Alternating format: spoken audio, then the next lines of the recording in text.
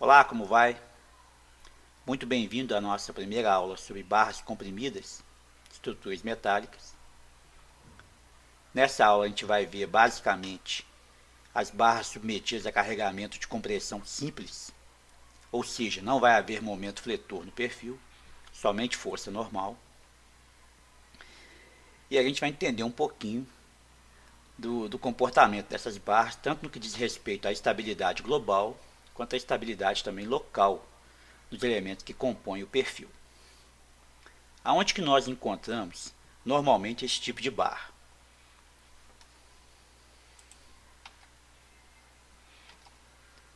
Elementos de treliça. É muito comum, tanto na corda superior ou na corda inferior, depende do tipo de carregamento. Eu vou ter situações de barras submetidas a compressão simples. No próprio montante da treliça ou em diagonais também eu encontro esse tipo de situação. Em contraventamentos, peças de contraventamento de pórticos, rotulados também. Pilares birrotulados, uma situação aqui muito comum de estrutura metálica, você rotular o pilar para diminuir o momento fletor aqui na ligação. Pilares também intermediários, em que o momento de um lado é igual ao momento do outro lado, ele se anula, ele é rotulado na base, então esse pilar também está submetido a uma compressão simples. Então são alguns exemplos de elementos que a gente encontra aí, em que há esse tipo de solicitação, que é a força axial de compressão sem momento fletor no pilar. Nós vamos ver mais tarde que quando o pilar estiver submetido a um momento fletor, basta calcular a resistência do pilar como se fosse uma viga.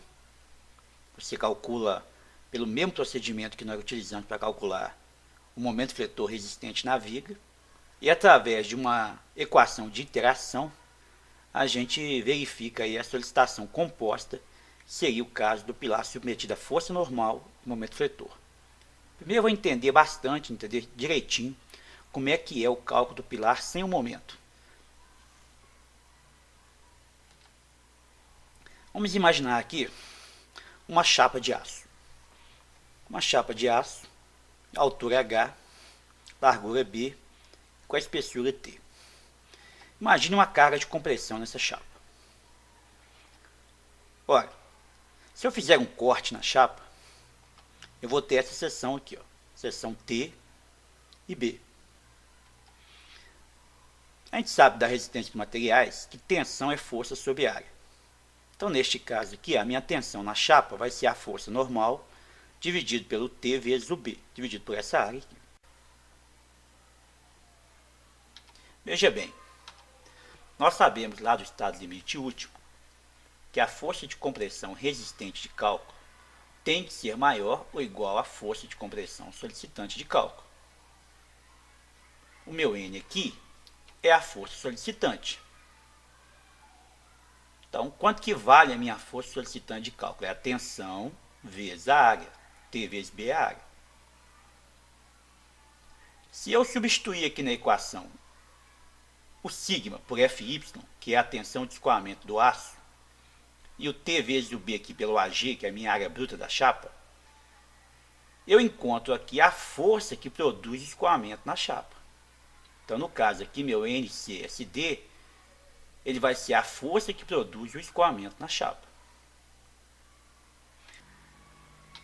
Veja bem, se eu dividir aqui o Fy vezes o Ag por γ1, que é meu coeficiente de ponderação do aço no escoamento, que é 1,1, o que eu vou encontrar, na verdade, desse lado da equação, é a minha força de compressão resistente. Esta aqui é a força de compressão resistente da chapa. Então, este valor aqui, ó, o NCSD, tem que ser menor ou igual a Fy vezes o Ag dividido por γ1, que é igual ao NCRD. O meu cálculo terminava aí, porque o Fy eu tenho. Ele varia apenas em função do tipo de aço que eu estou usando. O Ag é a seção aqui da minha chapa. Eu escolho um Ag que resolve o problema. O γ1 ele vale 1,1 no escoamento. Eu acharia aqui a minha força de compressão resistente. Se ela fosse maior do que a força de compressão solicitante, a minha peça estaria liberada para a obra. Mas infelizmente não é isso que acontece.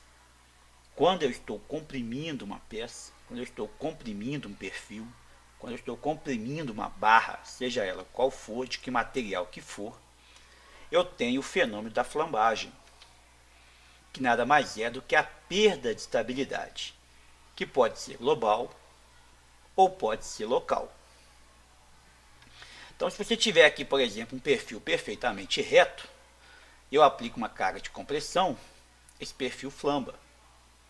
E o que é pior, ele flamba com uma carga que é menor do que o Fy vezes o Ag dividido por γ1.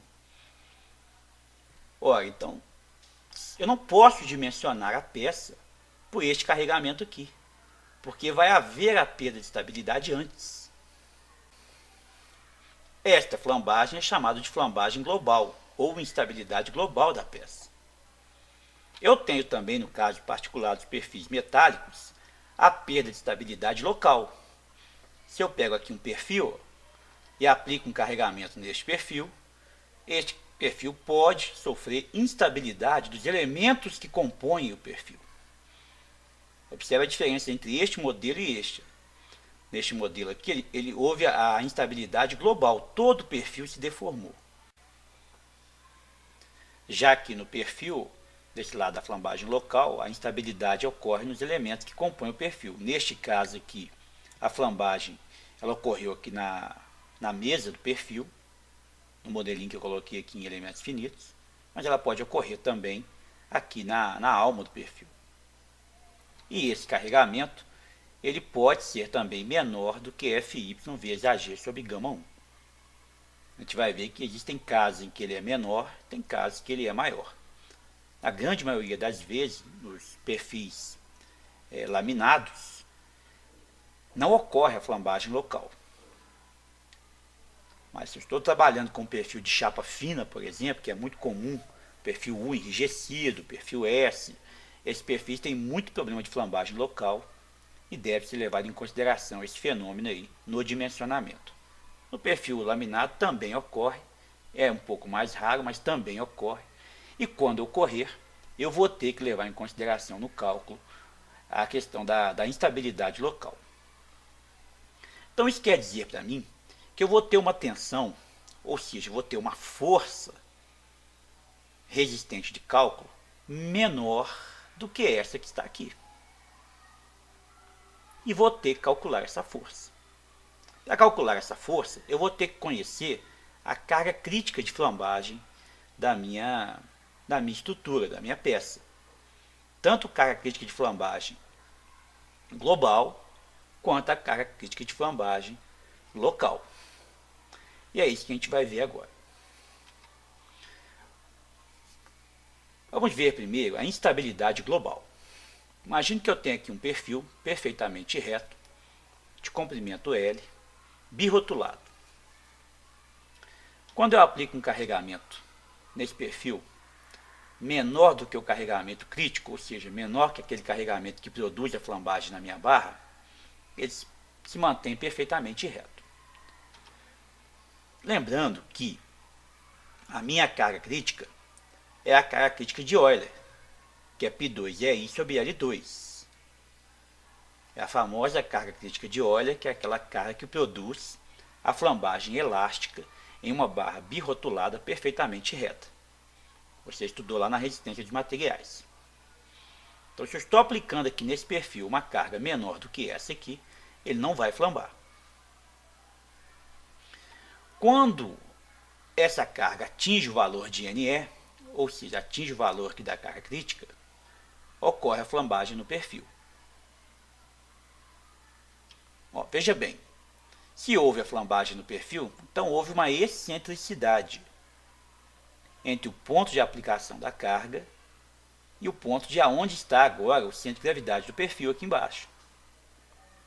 Se há uma excentricidade, então vai haver aqui um momento fletor, um N vezes um E. Ora, neste caso, a minha tensão aplicada no perfil ela mudou. Ela não é mais o NE dividido por AG.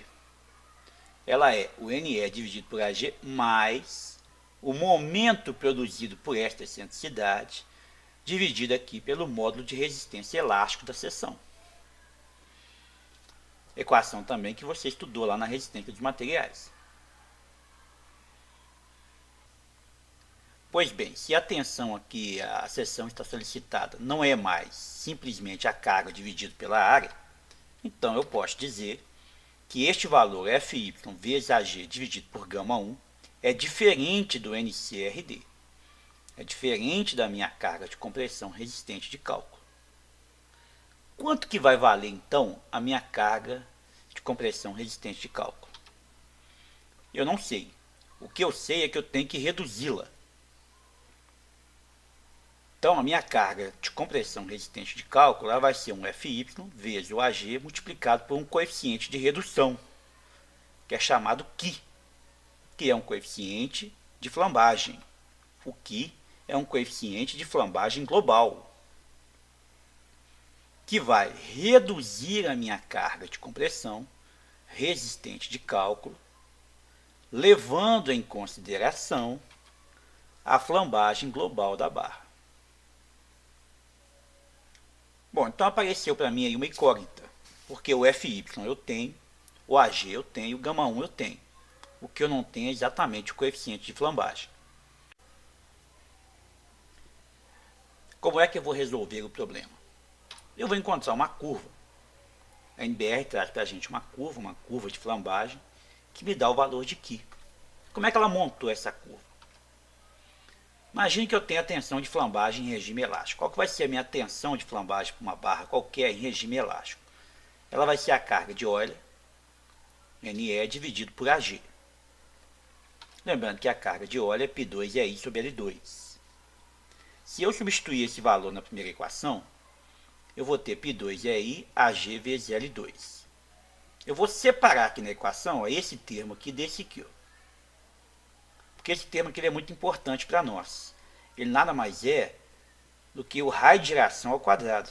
Porque você lembra lá da resistência dos materiais que o raio de giração da seção ele é a raiz do momento de inércia dividido por Ag. Então, quanto que vale o I dividido por Ag? É o raio de giração ao quadrado. Então, eu posso reescrever a minha equação aqui da minha tensão crítica de flambagem através desse valor, ó, π2 vezes E dividido por L2 vezes o R ao quadrado. Continuando desenvolvendo a equação, eu vou separar o termo de novo. Eu vou separar aqui o R2 dividido por L2. Olha, eu sei que lambda é o L dividido por R. Esbeltez é o comprimento destravado dividido pelo raio de giração.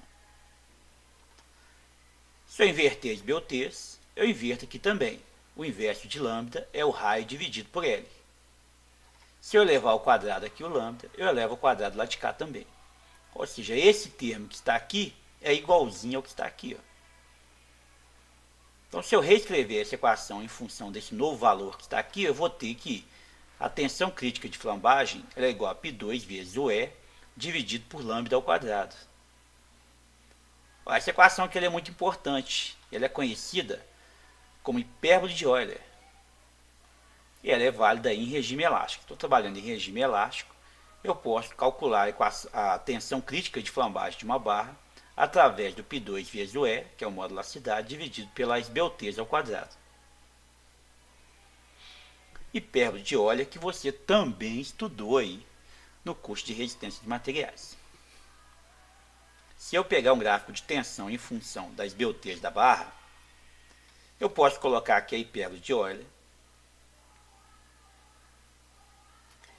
Estabeleço aqui um limite.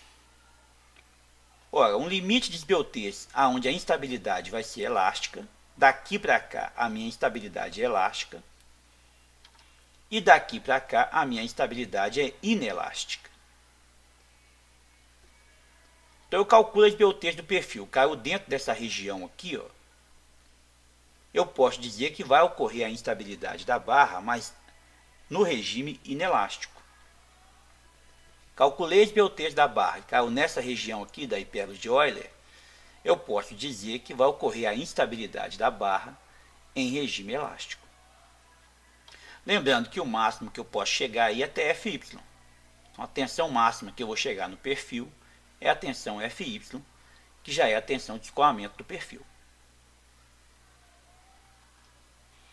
Ora, multiplicando a tensão pela área da seção transversal, AG, pode-se obter a curva da força axial de flambagem N em função do índice de Beltrés. E é isso que nós vamos fazer. Ó. Multipliquei aqui ó, a tensão pela área, eu encontrei a força. E aqui eu encontrei o AG vezes Fy. Neste caso, como é que ficou aqui a minha curva de flambagem? Eu sei que a minha pedra de Euler, meu π2 sobre lambda 2, ele é igual a este valor aqui, ó, π2 vezes o L2 I sobre AG. Foi daqui que saiu isso. Se eu vou multiplicar aqui por A, eu vou voltar aqui na carga de flambagem. Então, essa curva aqui nada mais é do que a curva que representa a minha carga de flambagem.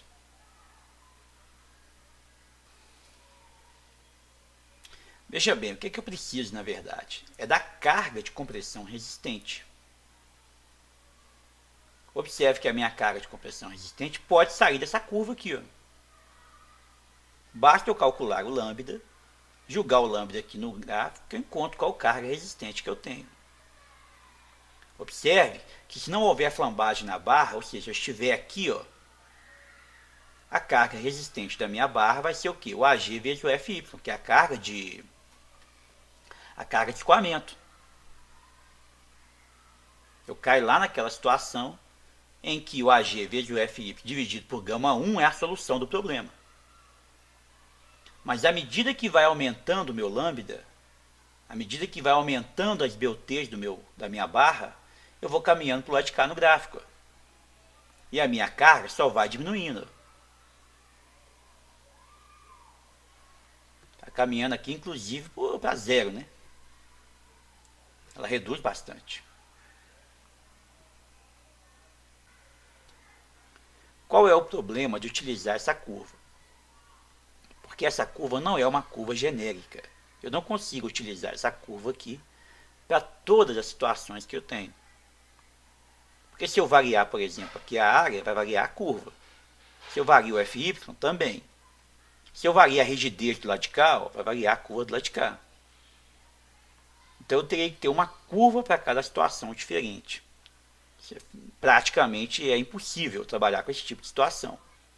Então teve que se criar uma curva de flambagem genérica.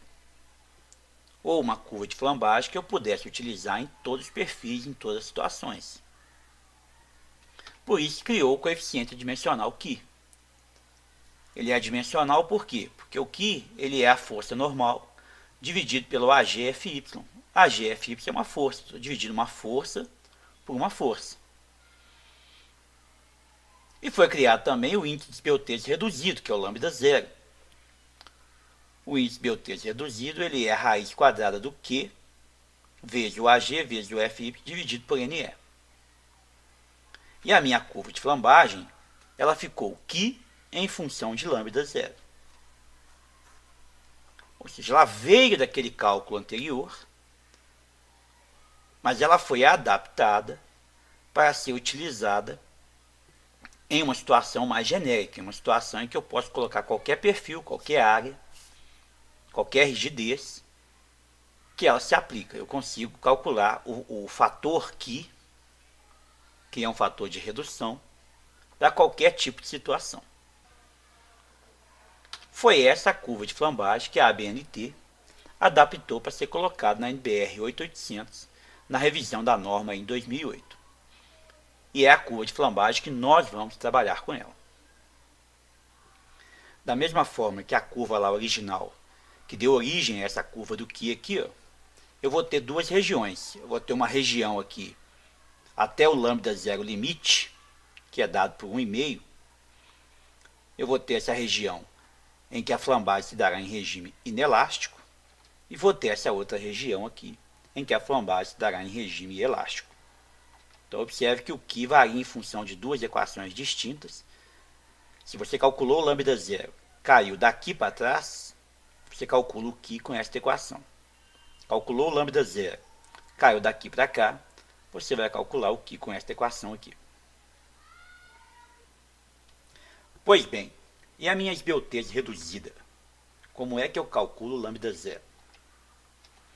Eu calculo através dessa expressão que está aqui, que é a raiz quadrada de Q vezes o AGFY dividido por NE.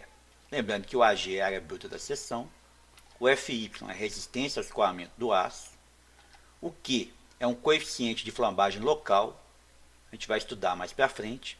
Normalmente nos perfis laminados o Q vale 1, na grande maioria deles.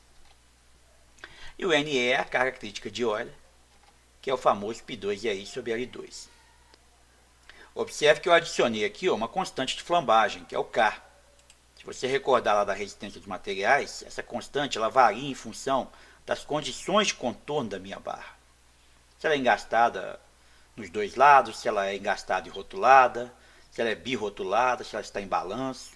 Então, aquela constante K, ele varia em função das condições de contorno. Para cada caso, eu vou ter um valor de K diferente. Ok? Eu tenho os valores teóricos, que são aqueles que você estudou na resistência de materiais, e tenho os valores aqui recomendados pela NBR 8800, que são mais conservadores do que os valores teóricos. A gente trabalha muito nessa região aqui, né, com pilar birrotulado, ou até mesmo com pilar em balanço na ponta. São os dois casos mais comuns que nós temos aí nos dimensionamentos em estruturas metálicas. É claro que você tem todas as possibilidades de fazer o seu projeto. Então, voltando lá, ó, pegando como exemplo aqui um perfil I, eu vou ter sempre dois eixos principais. Então, eu vou ter sempre um NEX, que varia em função do I de X e do comprimento destravado em X. Vou ter um NEY, que varia também em função do I de Y e do comprimento destravado em Y. E vou ter também um NEZ, que é a possibilidade de torção. Vamos imaginar que eu vou travando o pilar, tanto em X quanto em Y. Vai chegar no momento em que o pilar pode torcer. E o NEZ é exatamente a carga que produz a torção no pilar, se ele estiver totalmente travado. A gente não vai estudar o NEZ aqui nessa videoaula, vai ser uma aula mais para frente, mas é importante você entender que também pode acontecer a instabilidade do perfil comprimido. Se ele estiver totalmente travado, ele pode torcer em torno do seu eixo Z, que é um eixo que está saindo aqui, ó, no meio do pilar. Pois bem, vamos ver então qual seria a sequência de cálculo para o dimensionamento tanto de um pilar submetido a um carregamento axial, quanto, por exemplo, de uma barra, de uma treliça comprimida. Quais são as sequências de cálculo que eu tenho que fazer para chegar no resultado que eu preciso. Vamos usar como modelo de exemplo uma passarela de pedestres. Vamos pegar essa passarela que está aqui, ó, e vamos verificar como seria feito o cálculo, tanto para um pilar desse que está aqui, quanto para um banjo comprimido, por exemplo, dessa treliça que está aqui, ó. Qual seria a sequência de cálculo para esse tipo de verificação? Vamos pegar o modelinho em 3D para a gente enxergar melhor a situação aqui da minha passarela. Veja bem aqui o modelinho da nossa passarela. Uma passarela bem simples de dimensionar. Tem uma escada chegando aqui, chega no tabuleiro, que eu tenho a laje aqui do tabuleiro, descarregando em duas treliças. Essa treliça que está aqui e essa treliça que está aqui, ó. E obviamente a treliça descarrega nos pilares. Tem 4 pilares, 2 de cada lado. A princípio, como nós ainda não estudamos a barra sobre solicitações compostas, vamos considerar aí que não há carregamento de vento. É uma situação didática. Vamos considerar que o pilar está sendo submetido aí a uma carga de compressão centrada, uma carga simples de compressão. Qual seria a carga então do meu pilar? A carga em qualquer um desses pilares aqui, ó, nada mais é do que o carregamento, a reação de apoio dessa viga aqui, ó, da minha treliça. A treliça é carregada pelo tabuleiro, metade descarrega em cada um, vou ter uma carga distribuída aqui na treliça. A reação de apoio é o carregamento do meu pilar mais, obviamente, o carregamento aqui da minha escada seria o apoio dessa escada aqui, ó. Olha, essa é a minha carga solicitante de cálculo. Qual seria a carga resistente de cálculo para o pilar? Observe que meu pilar, vou chegar mais perto aqui, ó. Observe que ele foi travado internamente aqui, ó. Aqui é a mesa do pilar e aqui é a alma do pilar. Então eu travei o pilar aqui pela alma.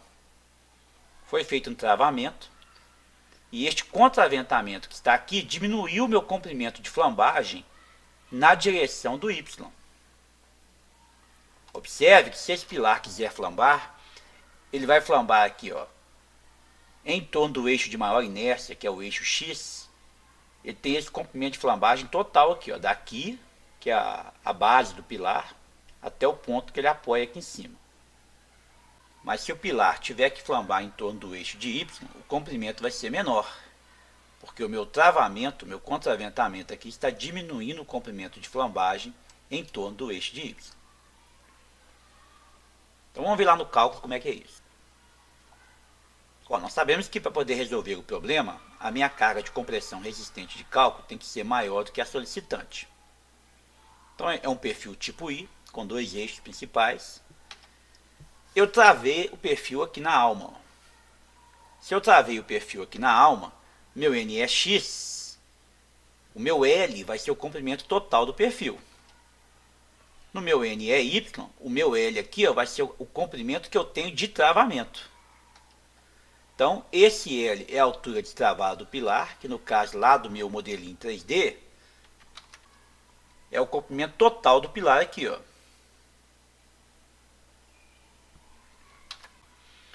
E no caso do meu comprimento de travado em Y, ela vai ser menor do que em X. Por quê? Porque eu travei aqui em Y. Então, a flambagem vai ser limitada pelo travamento que eu fiz. Vamos voltar na ponte, ó. Limitada por este comprimento que está aqui, ó. Por exemplo, se tem 10 metros aqui, eu tenho aqui 4 metros, por exemplo, de comprimento de flambagem em torno do eixo de Y. E 10 metros em torno do eixo de X. Como exemplo, né?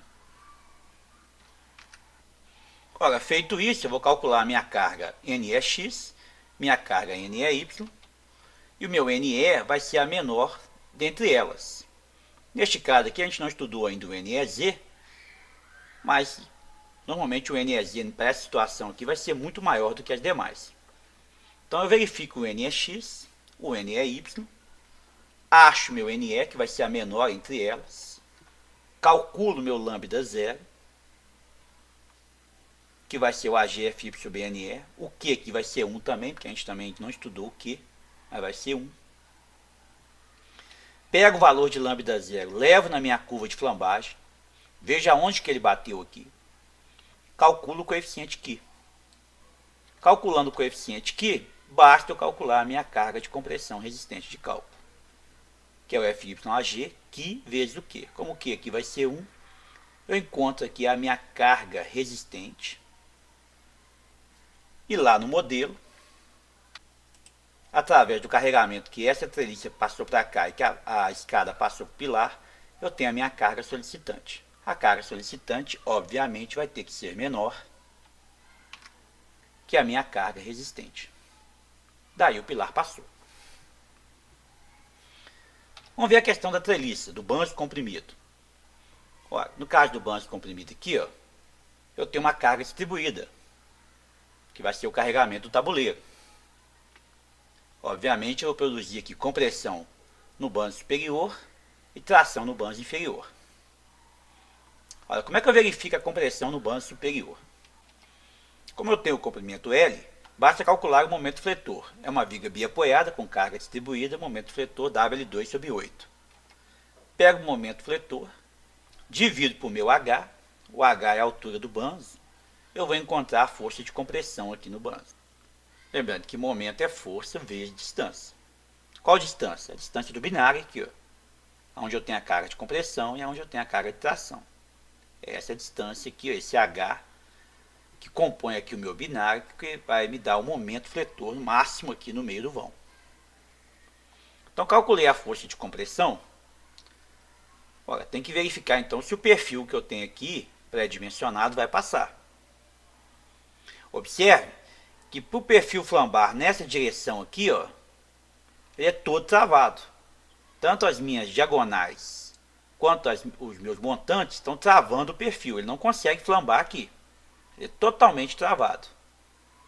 Mas no outro sentido, no sentido perpendicular aqui, ó, ele é totalmente livre. Vamos observar aqui no modelinho. Ó.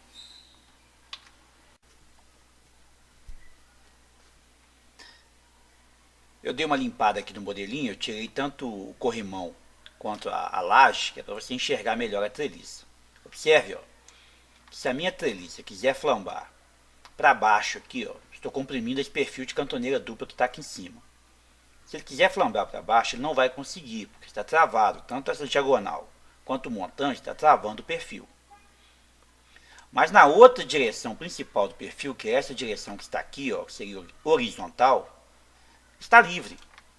Ele pode flambar à vontade. Então o comprimento destravado que eu tenho aqui é o comprimento total da treliça. E isso é um problemaço para mim. Porque se nós voltarmos lá no cálculo, quando eu for calcular aqui a minha carga crítica, o meu L vai ser muito grande. Ou seja, a barra vai ficar muito esbelta.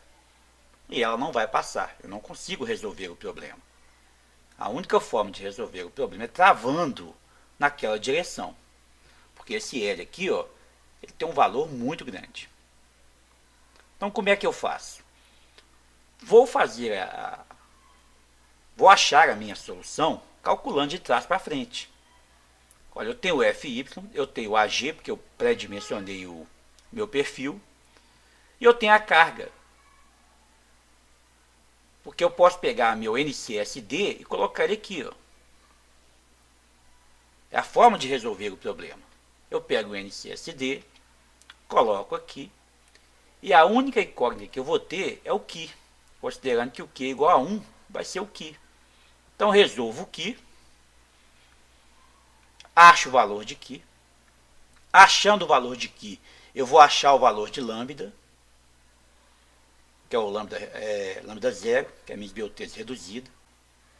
Só recordando aí da quinta série, né? Quando eu tenho B igual a A elevado a C, o meu C vai ser ln de B sobre ln de A, que é o caso que eu vou ter que utilizar para resolver aqui, ó. Usar a propriedade logarítmica para resolver aqui uma equação exponencial. Olha, achei o lambda zero, a minha incógnita passa a ser o NE. Achando o NE, a minha incógnita passa a ser o L. Calculo o E, que vai ser o comprimento destravado da minha corda superior.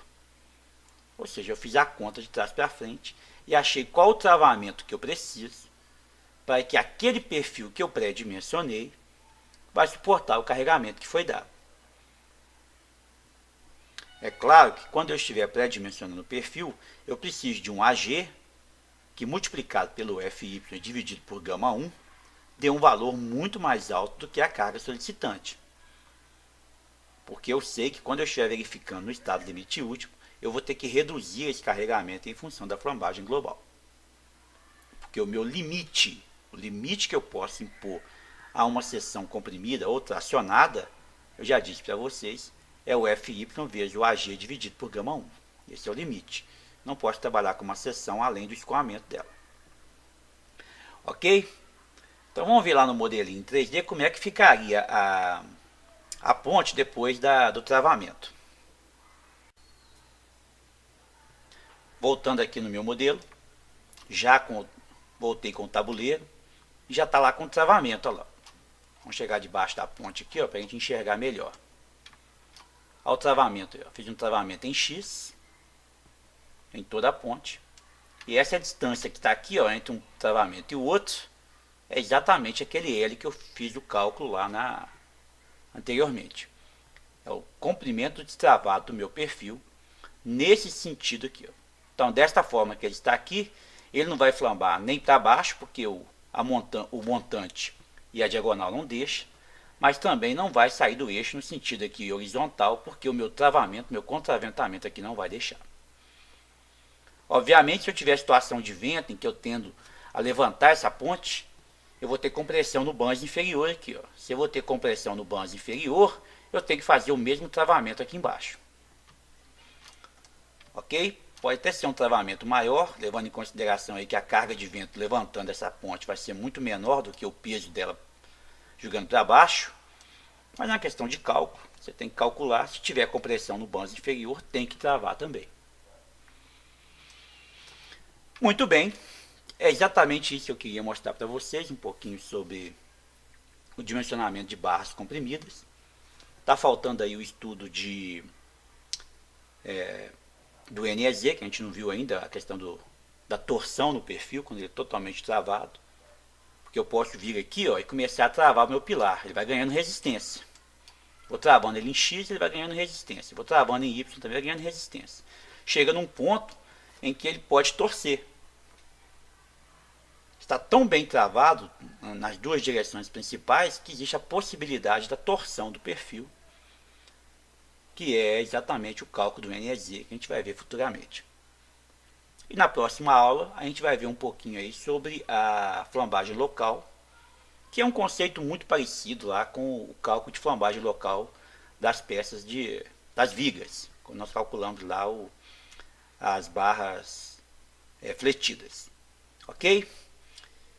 Eu aguardo você então na próxima aula. Um abraço e até lá.